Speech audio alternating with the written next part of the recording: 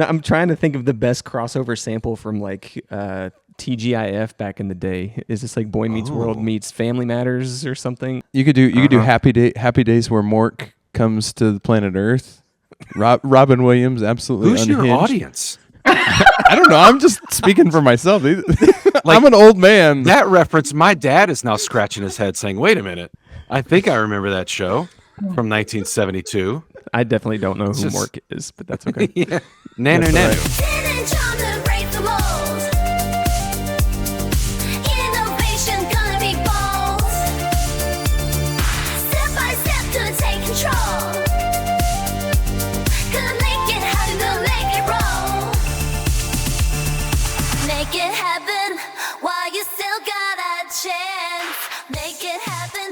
Welcome back to Make It Happen. I'm glad we have all the high schoolers ready to tune in for this episode. This is going to be great. Make It Happen is a podcast for anybody who is in the church, leaders, clergy, laity, people who are interested in innovation, want to take church to the next level. We want to get you off the fence, have the courage to do the next right thing. This may be, friends, the greatest crossover of 2024. This is like when Black Widow and Wonder Woman meet, or Batman, Iron Man, Ohio State, LSU. I'm going to go out on a limb here and say today's going to blow your mind. Today, we have Rachel Billups and Matt Rawle from the In the Sandbox podcast. They are both influential pastors within the United Methodist Church, known for their innovative approaches to ministry and leadership. They co-lead the Hub for Innovation and co-host the In the Sandbox podcast, focusing on curiosity-driven leadership and innovation in the church. Many of our listeners might know Pastor Rachel as former senior pastor of Ginghamsburg Church, though currently serving and thriving at New Albany UMC in Columbus. Pastor Matt is senior pastor of Asbury UMC in Bossier City. There it is. Is that how you say it? That is correct. Look at that. Bossier City, Louisiana. Bossier City, yeah. Yeah. So how in the world do you two overcome this geographical distance? One of you in Louisiana, the other in Ohio. How did this partnership happen? Oh my gosh, that's such a great question. Matt reached out to me years and years ago. This is my yeah. favorite story. He was an author with Abingdon, and he reached out to me, and I was kind of a brat to him because people reach out to me, and I'm like, I don't know. You censored that word, but go ahead. No, it's great. It's great. I'm like, I don't know who you are. Don't worry, all the boomers are listening, thanks to Jonathan's Mork and Mindy reference. Yeah. So, if we need to use salty language, it's fine. Yeah, So he had reached out to me, and hey, like, we're both authors. Like, what are you working on? Like, genuine, just collaborative kind of stuff. And right, it was like, hey, you went to Duke. We never crossed paths. Like, oh my gosh, you're at Ginghamsburg. Like, how cool is that? And I love the book. I mean, Be Bold was great. And I was like, hey, what's the inspiration behind this? Tell me about blah, blah, blah. And her response was like, take a number, guy. Like, thanks for the private message, Jack. Like, but like, take a number, bro. I'm like, and then she said something like, I think that's fine. And I admire, how guarded you, I'm sure, have to be all of the time. But, I said like, hey, I loved your book. And you're like, yeah. Like, sure. I bet you did. And I was like, wait, hold on. Turn to page 2. And on page 2 of her book, there's an endorsement by me right at the very beginning of the book. And I said, listen, you jerk. Like, I endorsed your book. And you were like, just like, oh. I'm so sorry. After that, beautiful introduction. Yeah. I mean, it was chef's kiss, man. Oh, absolutely. Man. You didn't read my book. Like, yeah, you liked it. Yeah. What'd you like about it? I was like, I don't know. All of it. Check the endorsement on page 2, Rachel. Yeah. So, long story short, in the United Methodist world, we started doing projects together, webinars, all these kinds of things, and realized we both have a lot of influence. And I know sometimes it's hard to believe we are not young clergy anymore. We're middle-aged clergy. And it's really time for us to begin asking ourselves the question, who is it that we're investing in? Who are we pouring into? How are we cultivating a culture of call? And honestly, I feel like a lot of our collaboration happened because of a series of no's. We were working on a project where, Matt and I were trying to create a hub for innovation here in New Albany. And we had all of these ideas of what this could look like, and maybe Matt could be over it and all this kind of stuff. And what we thought it was going to be kind of ended up being a big old no. And then we said, and then the powers that be, bishops and district superintendents said, Rachel, I know you're going to do it anyway. So do what you do. And a year ago, I had this dream of the Hub for Innovation. Let's start podcasting. Let's start meeting with clergy and laity and helping them foster innovation. We're not obsessed with creating innovations. We're obsessed with creating innovators. And so how can we do that? How can we pour into other people? And so we had our first Hub for Innovation cohort. It was a beta test. We were just experimenting. And we had 11 persons, both clergy and lay, who went through, and it was freaking awesome. It was really incredible. We learned a lot, and we're continuing that experimentation in other places throughout the country. In a post-COVID world, I don't think geography matters as much as it used to matter.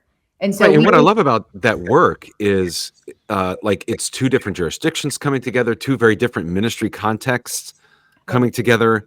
And I think in terms of thinking about the church, the world's my parish, like that's not new to us, but we've gotten really siloed in the kind of work that we do.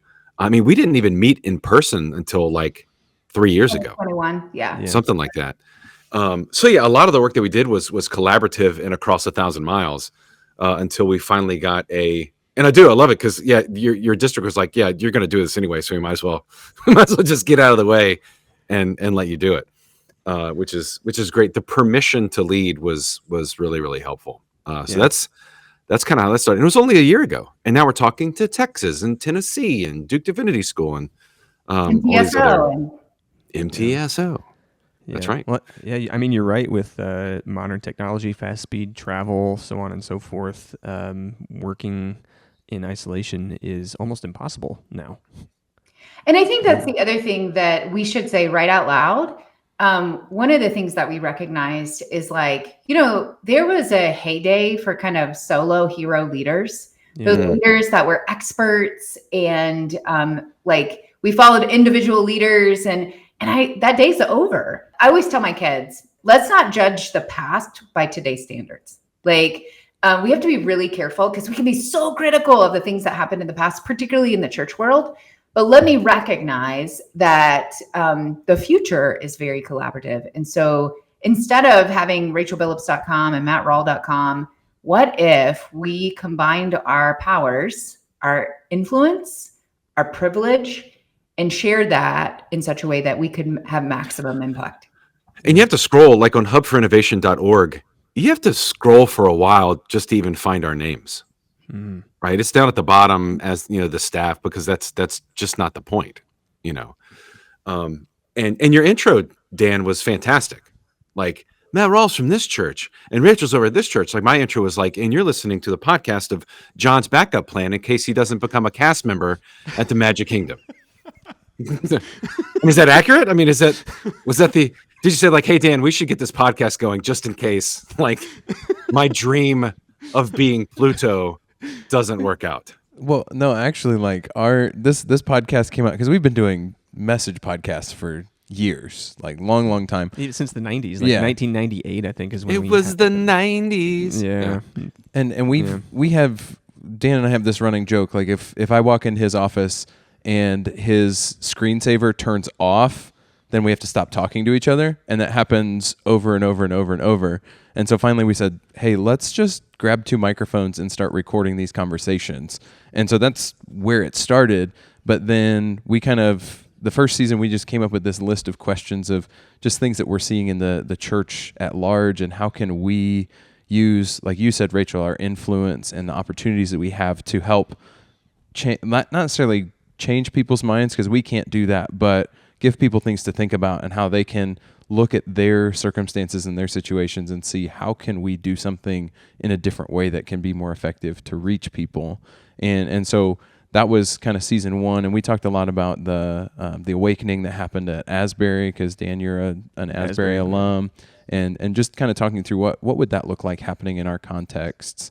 And so then we've kind of branched out to having some of these conversations with other people in our circles of influence. And so we just released, as of this recording 2 days ago, our church released a Christmas EP. And so we sat down with our worship team and talked about, hey, how did you guys come up with the ideas for this? Where does this come from? How is this going to be effective reaching new people? And then we also spent 2 episodes with our friend Jason Moore talking about AI. He's become an expert in AI, and he just released a book about AI in the church. And so we asked him questions about how can we as church leaders be using AI to help reach people? And that's what it all comes down to, is how can we, as stewards of the gospel, as ministers of the gospel, use the message of Jesus, but use the tools that we have available to us now that even 5 years ago were not available to us to help share the good news of Jesus. When it comes to innovation in the church, I read a book called Curating Worship by Mark Pearson. I think he's one of those Australian theologian guys, hangs out with Alan Hirsch and Michael Frost and some of that circle.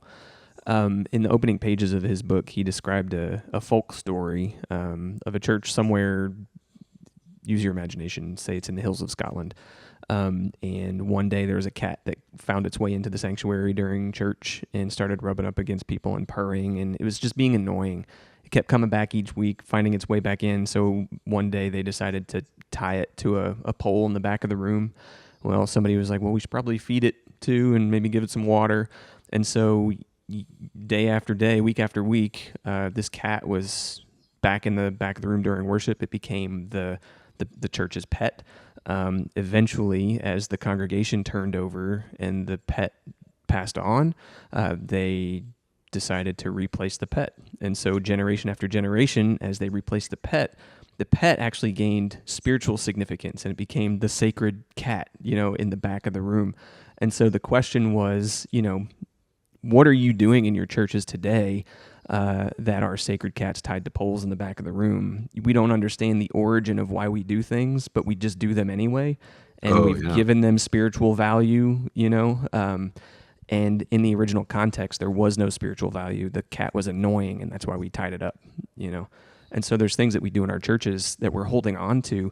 You could look at things like the organ, when we were transitioning away from the organ, or when we installed projector screens in sanctuaries, moving from pews to chairs, Look at any micro change. Like, why are we so gripped to the bulletin? And when we changed from a paper bulletin to a digital bulletin, why the uproar? So there's things that, in my mind, don't make sense. We hold on to things too tightly, and then when we seek innovation or change, we don't know how to let go. And so I think part of the work of our podcast is to help people let go of things that have expired, that maybe made sense at one point, but don't anymore. And for me, nothing is sacred outside of Jesus. Everything else is a conversation. Right? Yeah. Sounds like a true Protestant right there. That's what I'm well, and it's so interesting, Dan, because I want to ask you, what are some of the things when you say, man, all these sacred cats, what are some of the things that you just wish the church in general, Big C, could let go of? One thing that I see as I work with youth, like I volunteer on Wednesday nights with our youth ministry, and so I've for years, almost 20 years now, I've worked with middle schoolers and high school boys in particular, but I know that monologue teaching is not their primary mode of learning. How do we shift our mindset from monologue preaching to more dialogue preaching? I think podcasting is one answer to that. I think this is a great learning platform, but just bringing people to the table. We can use food as a tool for preaching. I think any opportunity we have to get people in circles instead of rows. I think I've seen exponential growth in those settings as opposed to sitting and listening to a sermon. And so when I think of containers for the church, if I'm looking at worship, like for me, it's more than just rearranging the order or flow of worship, but like how do we actually mess with the containers that we're in?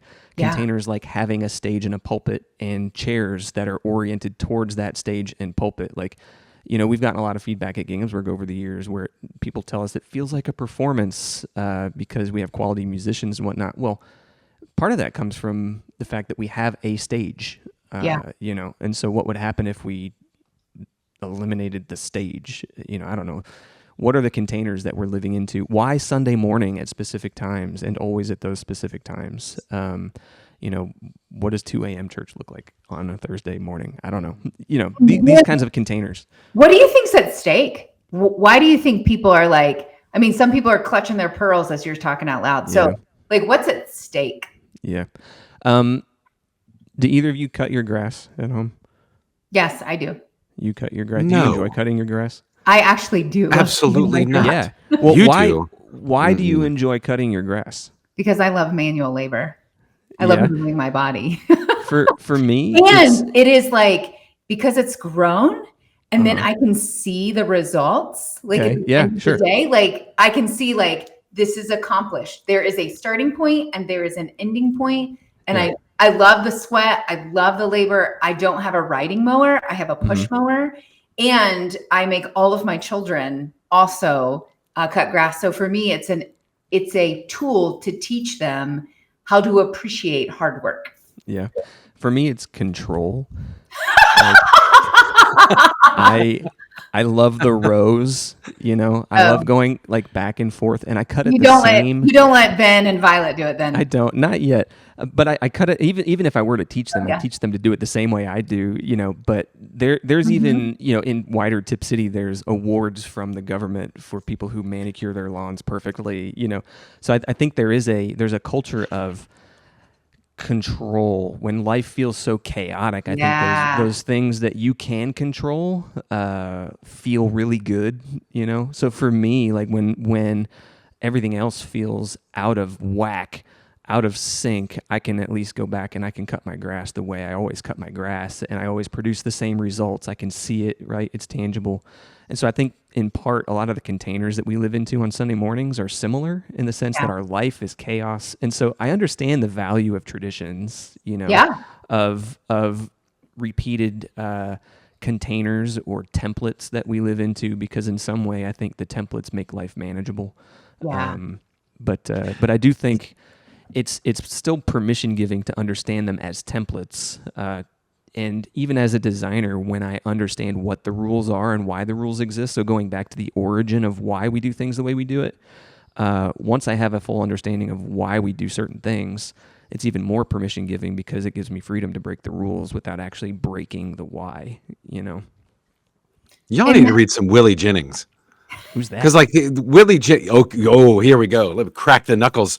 The lawn is a vestigial organ of the false affluence of the 18th century French monarchy that we inherited in America, and the fact that you have leisure time to care about Bermuda grass in your outside of your front door, and means that your life is all right. Yeah. I also don't have the Midwestern work ethic that Rachel's like, I love hard work. I love to sweat. And I was like, that sounds awful. That sounds, what a terrible way to spend a Saturday morning, you know. But go ahead. I interrupted. Go ahead, Rach. You're saying something.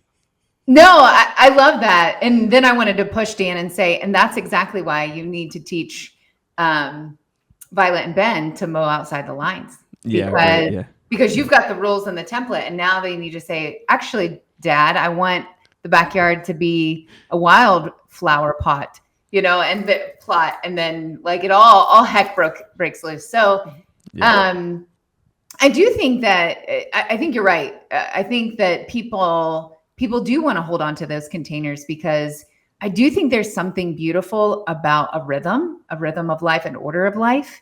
I think there's something deeply ancient about the way we worship. I mean, we're still worshiping in essence from like the 2nd century Christians Justin the Martyr wrote about kind of the rhythm of worship. And really, if you break it all down, we've got a very similar rhythm. There's some changes. We've moved the deck chairs, so to speak, but the reality is the rhythm, the big buckets are really still there. And whether you're worshiping in an Orthodox church or a Catholic church or a Protestant church, church is church is church is church. And so I think what you're really talking about are where those places and spaces. The difficulty is we live in a both and world where we got to keep on keeping on with the traditions. In some ways, it feels like to keep the lights on. At the same time, where those places and spaces that we start experimenting and we put some energy into experimentation. So my next question for you all is, as you are like leaning into the future and being super curious about what's out there, what keeps you from not doing it?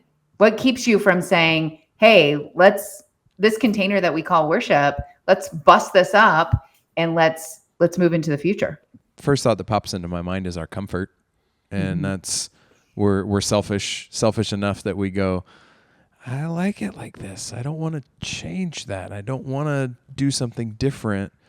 But yet even something as small as like just rearranging a worship flow, you know what I mean? Like if you change where you collect the offering, or you change how you send somebody out at the end, or just the little things can really like mess with people's headspace and mess with, if you change something, then how does it affect all of, like, there's, as we all know in the church, there's so many things that are dependent on one another.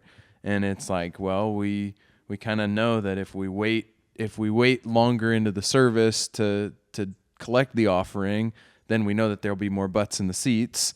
And so then the offering's going to be higher. But if we remove that opportunity from the worship, like the worship experience, then there's a risk of like, well, are people still going to give if they put it in the box at the back of the worship center, or are they going to give online? Like those are all questions that I know we've all dealt with that during the pandemic, but there are still churches that are asking those questions and they're thinking those things, and they know that if they mess with that tradition, they aren't going to be able to keep the lights on.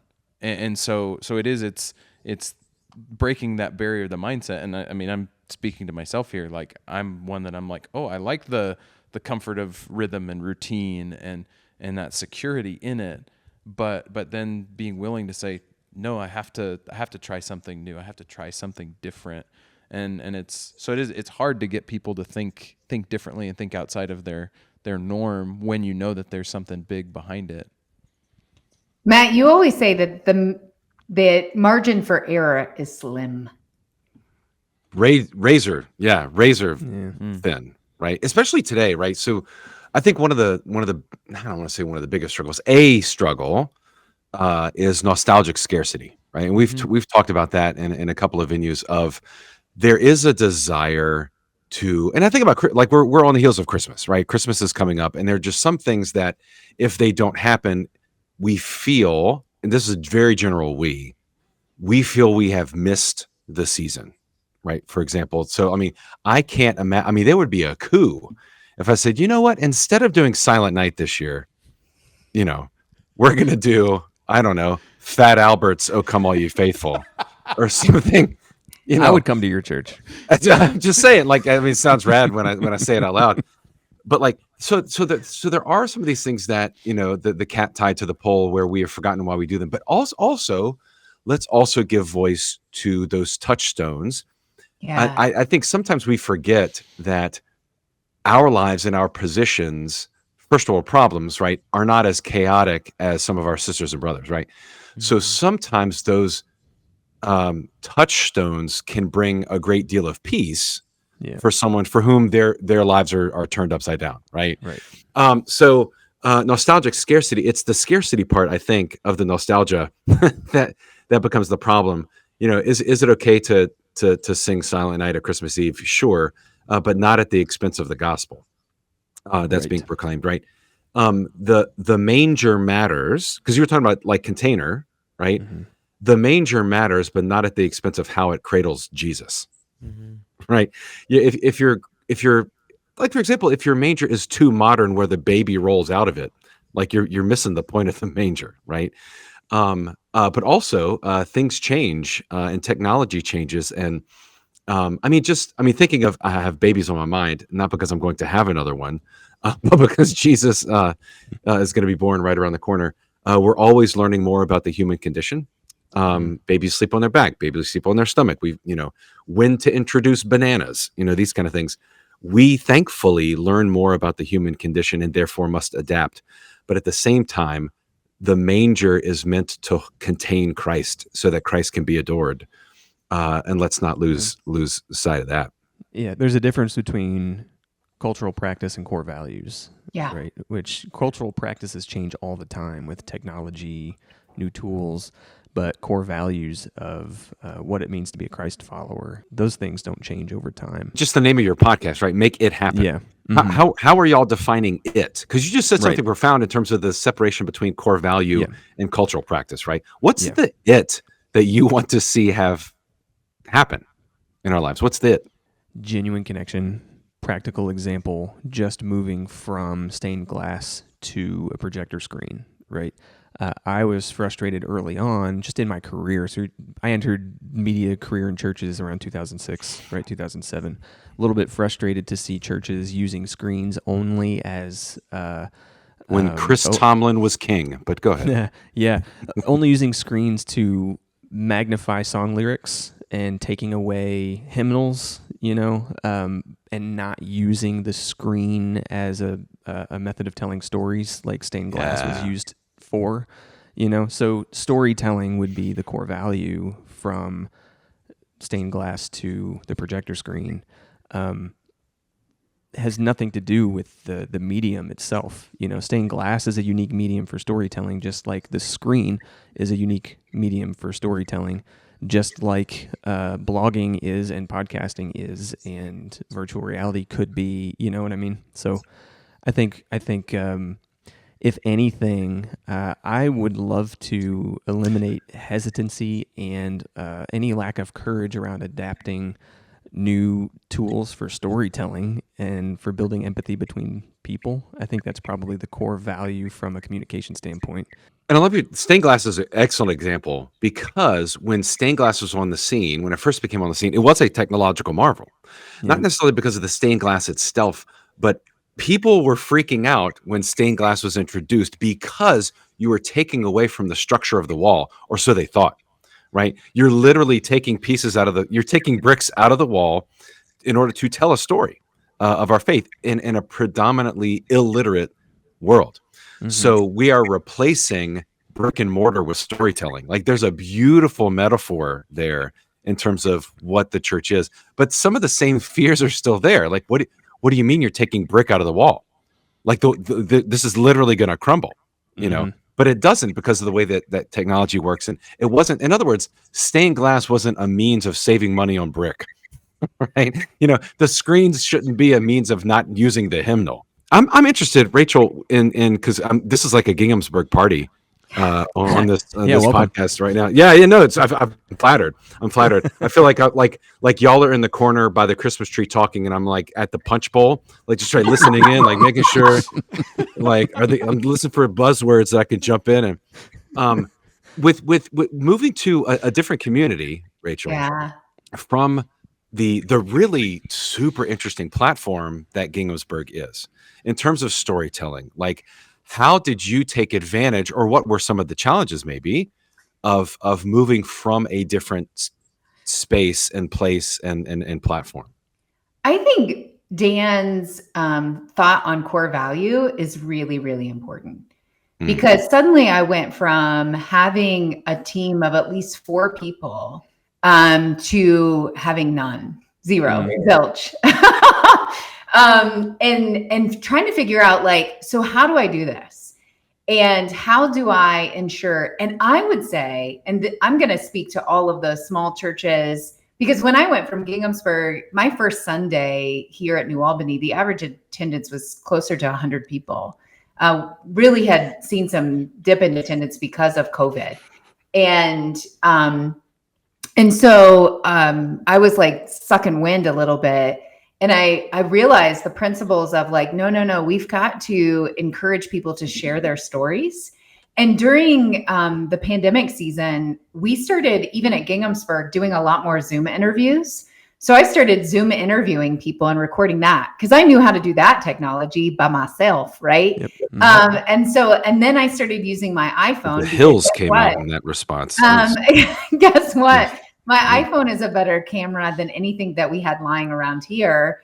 And then I had this teenager who's always podcasting. So he had little microphones that you could hook up to your phone. And so we started doing very low tech, as many stories that we possibly could do. And so just a real commitment to, because in a lot of ways, I feel like people expect the preacher to like be Jesus-y. They just do. They expect the preacher to be Jesus-y. But when you have an opportunity to share your part of the Jesus story, or at least a piece of your part of the Jesus story, it empowers people in a really profound way. And what I've discovered since I've been here, because I have less staff, when I came, I was the only full-time person on staff. Because, oh my gosh, you talk about anxiety. I had to empower the people around me very, very quickly.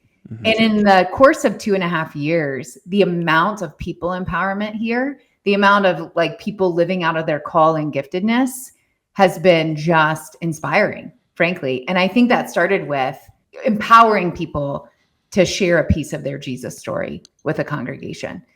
If you start to understand that the quality is in the content more than the presentation, right?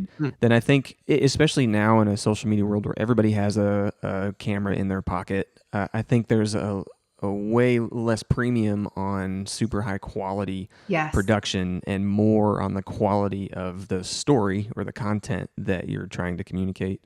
And so I think if even as an interviewer, if I focus most of my energy on creating good questions, as long as I have that first, it almost doesn't matter what the presentation quality is. I think it's still important because I think it's important to hear clearly. I think it's important to see clearly.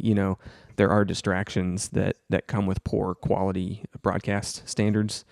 But as long as you're focusing on the human side of it first and foremost, and the Spirit moving through people, you focus on the content, you ask good questions, you do your research. 90% of what you're putting out there is done in pre-production. Only 10% of it, I think, is just the bells and whistles that you can do to make it look as good as it can, but it's not the beef of what you're putting out. I mean, there's something charming about the technology not being the focus of the story, right? I bring up, like, for example, Napoleon Dynamite.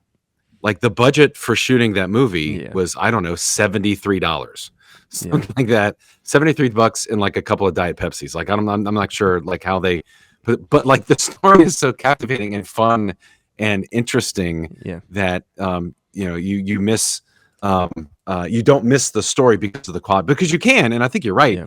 There can be something that looks lazy, and there can be something that looks haphazard, but when the story is right, that does tend to carry the creative load for sure. The challenge that sometimes I face, like, for example, one of the things that I'd really love to do, I've been dreaming about this a lot. So we have a contemporary service, we have a traditional service. But I'd love to start a service that is solely conversational.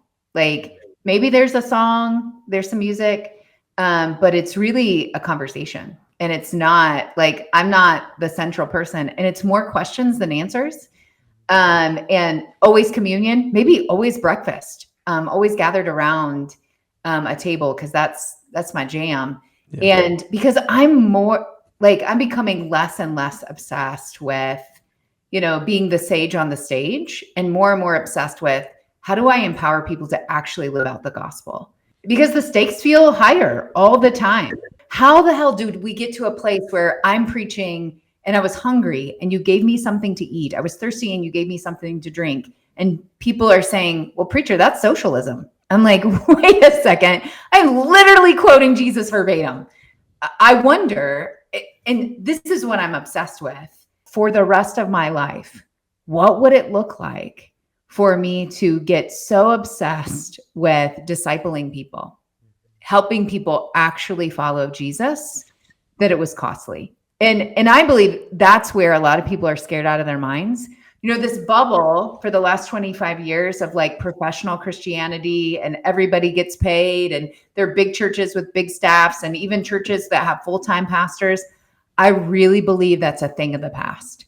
And so how do we get comfortable with bivocational ministry? How do we get comfortable with earning income in other places than from the offering plate? My specific role in the church is not necessarily my like perfect sweet spot of ministry, if that makes sense. But it's one of those where I have to find those opportunities to live into that part of my calling and then still serve the church as best I can in the role that I've been called to at this time. And so, you know, the phrase that comes up for us is we refer to Apostle Paul as he was a tent maker. Like he found ways to provide for his means. I mean, you think about Jesus, he traveled with these, I don't remember how many ladies it was, but it said that they used their resources to provide for the needs of Jesus and his apostles as they were traveling the countryside and preaching the good news. And so it is, there is this idea that, okay, there's more to it than just taking a job in the church to cash a paycheck. Oh, we're the professionals in the church, but it's like, well, who's to say that there's not somebody in my church that can do what I'm doing better than me? And that's a thought that I have constantly is, man, how can I build a team of people that can do what I do better than how I do it? Well, now you're quoting Jesus, right? Because do we as professional Christians have the courage to say to someone, you're going to be better at this than I am? If I can empower you, and I'm taking that, like, as Rachel said earlier, I'm just reading the Bible at this point. My followers will do greater things than I. And that's flipping Jesus saying that, okay? The dude who fed thousands of people, who restored eyesight, who came out of the tomb, said, you're going to do greater things than I, right? Do we have the courage to empower people to out-preach us? I have a layperson, Jen Klima. She is a epidemiologist by trade, you know, like, so think COVID, like she was consulted and, PhD in epidemiology. She's a better content. She's a researcher. If she lays out a sermon, which she just preached for me in September, the woman's content is so much better than mine. Now I just got to get her relaxed enough to be, she's going to be better than me someday. It's just going to happen. I've got a couple of teenagers that I want to be preaching within the next calendar year. So I've developed, I had a preaching communication retreat about 6 weeks ago, where I invited 30 people because I wanted them to know the process. If you have a process for preaching, you can develop preachers. And I was like, this is the process. This is what you're going to have to go through if you want to get into the pulpit. These are the requirements. But we're going to make you as good as you possibly can be. And we're going to take risks. There is something beautiful about the adaptability of an intimate community. Yeah. From the beginning, like, people thought it was super weird here when I first came, and I would be in church and then I'd have someone else preach. Like, they'd be like, what is this? You're not messing with that container. Yeah, I'm totally messing with the container. But I had lay people who were like, no, Rachel preaches as a team. She shares the word. That's what they said. She shares the word. And so I had people casting that vision for me. And then when I got pushback and criticism, which I did, we all do for the things we do, I would just say the core value is we humbly serve. We share the work. Actually, we call it, we share the work. We share the work. For me, as somebody who served on the worship design team here at Ginghamsburg for the last 20 years, like, I love the idea of team revelation, because I've preached a couple times at youth group on Wednesday nights, but never on the main stage, right? But I have, because I've been in the conversations. I have been told no so few times. A handful of times since I've been here, like, we do this. No, that's not really my call. But for the most part, people are just waiting to be chosen. Yeah. Waiting for someone. And I wish that wasn't the case, but I think as leaders, we got to be calling We got to be saying all the time, I see this gift of God in you. I see this gift of God in you. And I know, like, we've been saying, these people could do it better than us. The truth of the matter is, if that person can do it 80% as well, 50% as well, why the hell are we still doing it? There's a really beautiful story that Sam Wells tells that you summarized. It's called the priest, the prostitute, and the thief. So it's a priest who had a woodworking shop. So he made furniture, and he employed the folks who were coming out of prison in the furniture shop, and they would make things. And there was a prostitute who lived near the workshop. And one day the priest noticed that she had no furniture. So they decided to make the furniture for her. And they brought all of the items to the house, but she wasn't there, and it was beginning to rain. So the priest asked one of the thieves, one of the burglars, to break into the home. Broke into the home, moved in all the furniture, and left. Next day they came back, and she was weeping of just the joy of someone doing someone seeing her, first off, and offering her just a gift with nothing needed in return. But the priest also noticed that the thief was crying too. And he asked, "What, my brother, why are you crying?" He said, "Because no one has ever asked me to do good." Ooh, say Right? that. No one had ever asked me to do good. And I think that's so stinking hard because like our egos are on the line. Like we're just like, but I like preaching, but I like being in charge of everything. And in That's some a terrible impression of me. I don't sound like that at all. Well, and I think honestly, in both good and bad ways, I learned all of this from Ginghamsburg and in the empowerment of people. But part of it was like, there were times that I got beat up a bit. Everybody gets beat up in church because humans be humany. And I realized I even had people that like beat me up, even though they loved my preaching. Maybe they didn't love my politics or they didn't love something else, or I didn't come in the right package. And so whatever that was, and I began to realize, like, in some ways, it just doesn't matter. There's always going to be a better preacher. There's always going to be someone who can do leadership better than me, or this or that better than me. So instead of making it about me, what if I started like in the same way, Philippians 2, Jesus emptied himself. What does it mean to empty myself? What does it mean to pour out, to share my resources? What does it mean to empower the next generation? Because at the end of the day, like I want to be like, I'm going to live until I'm 108. So I want to be like 92 and the old lady in the corner just cheering the heck out of everybody. And people, they only come to me for prayer because that's all I can do anymore. I think that's lovely. The end of your story, 92 years old, cheering people on. At like 73, I want to save a school bus full of children. Like I want to go like Bon Jovi in a blaze of glory. Like that's how I want. I think that's fantastic. Be 92 and praying in the corner. Like I want to save a school bus at like 73. Like old enough to like know what I'm doing, but not so old to like not be able to do it. I just want to dunk a basketball by next year. That's a goal. That's a goal. Philippians 2 has been shaping for me in the last, 5 to 7 years, I think. What does Philippians 2 mean when it says to look to the interests of others? Yeah. To, like you said, to empty yourself, so how do you check your own biases at the door? How do you truly not just appreciate what other people are interested in, but to advocate for what they're interested in too? Like in humility, God, the creator of the universe, like emptied himself to become a human being. Like he literally stepped into our shoes to understand what it was like to be a human being. And so if that's the ultimate example, how do we live that out in our own lives? I think it all comes down to humility, to empathy, to understanding, right? To literally stand under somebody else's context and experience, to understand what it feels like to be in their shoes.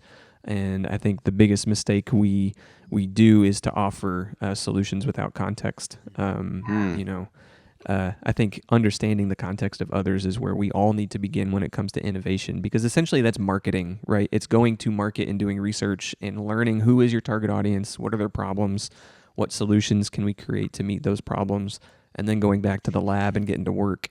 And so I think empathy is just such a critical exercise for all of us when it comes to curiosity, innovation, learning what it means to be in collaboration with one another. If the future is indeed collaborative, which I really think it is, I think you're right. I think humility is probably the key to unlocking future ministry. Hey, thanks for joining our podcast today. No, thanks for joining our podcast today. Yeah. I apologize for boomering it, even though I'm a millennial.